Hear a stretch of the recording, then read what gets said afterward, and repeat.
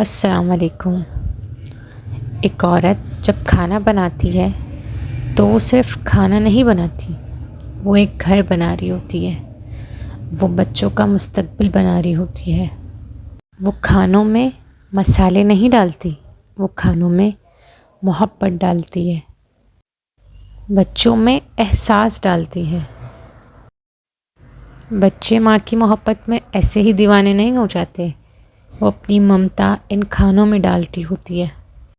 چھوٹے چھوٹے ننھے پرندوں کو چڑیا جیسے دانے ڈال کر پروان چڑھا رہی ہوتی ہے، ہر وقت ان کے ہی کاموں میں مصروف رہتی ہے۔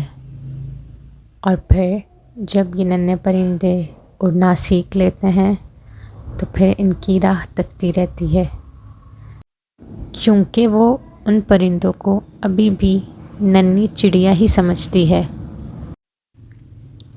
لیکن پرندوں کو کوئی کتنا قید کر سکتا ہے؟ جن پرندوں کو رکنا ہوتا ہے وہ رک جاتے ہیں، اور باقی پرندے اپنی پروان بھرتے ہیں اور چلے جاتے ہیں۔ اور کچھ پرندوں کو ہمیں خود ہی اڑانا پڑتا ہے، کیونکہ یہی دنیا کا دستور ہے۔ آخر ہم بھی تو ادھر اڑ کر ہی آئے ہیں۔